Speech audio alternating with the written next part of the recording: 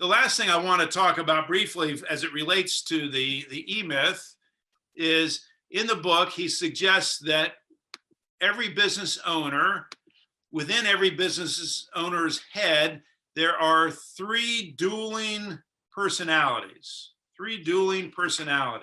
right?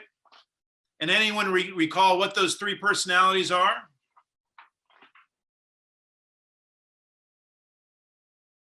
Three dueling personalities. Technician. Technician is one. Entrepreneur. The entrepreneur is a second. And what's the third? Architect. No, close. The manager. Man. The technician, the manager, and the entrepreneur. The entrepreneur is the one who designs the game. The entrepreneur is the one who comes up with the plan, the big picture. That's the entrepreneur. The manager is responsible for getting the work done. The technician is responsible for doing the work. Entrepreneur, the manager, and the technician. So I'm sure each of you finds yourself in those different roles at any given time of the day, right? You're either planning the work, you're making sure the work's getting done, or you're actually doing the work.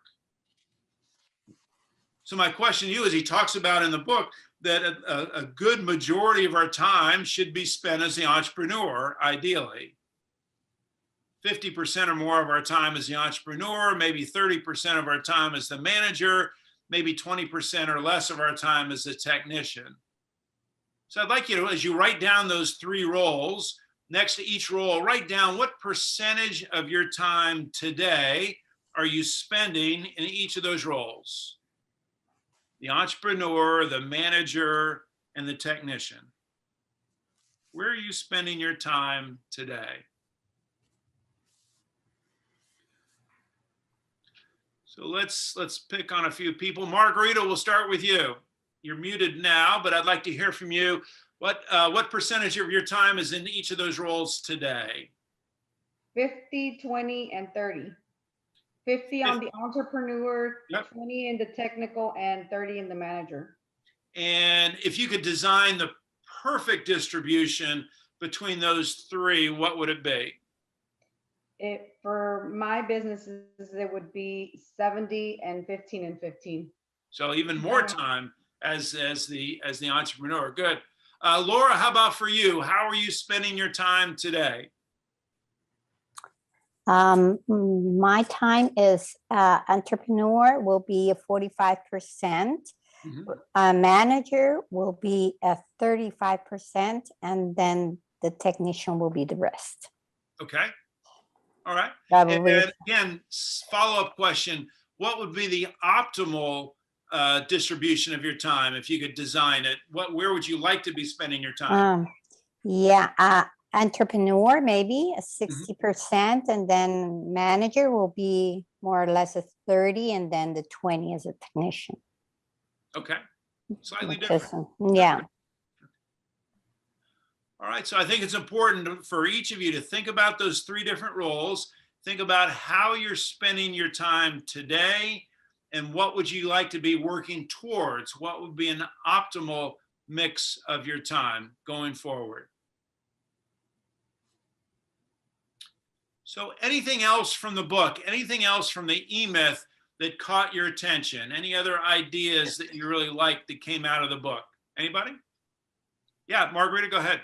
I do, that once you hear the story from someone else and you can sit with somebody who has a mind-like mindset or an entrepreneurial mindset, it really gives you ideas of where you need to make the changes or do the evolution or transition. Because when I can't recall her name at this moment, when the lady sat down with him to talk about the story, that's when she started realizing that she needed to do some upgrades and do the manual and all these good stuff that you've been talking about. But if she wouldn't have had the conversation, she wouldn't have been able to identify that she was having that situation in her life. So having some type of mentor, someone that we can talk to about our business. Yeah. And as you said that, I'm reminded of one of my favorite books. It's called Fierce Conversations, written by Susan Scott. And she said the following, she said, all of our conversations in life are with ourselves. There just happens to be other people around.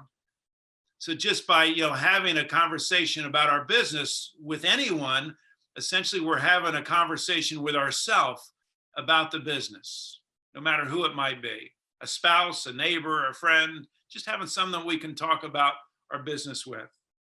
Yeah. Anything else that came out of the book that you found helpful? Anyone else? Just the hammering home of the importance of working, working on the business to be, being successful. So, Versus the idea of working on the business versus working in the business. And that what this program is mostly about is allowing you to devote time to work on the business versus in, and how much time you're spending on either one of those. Yeah. I would say I'm very close to the end, and I'm actually just starting to get to the spot where they're talking about the game.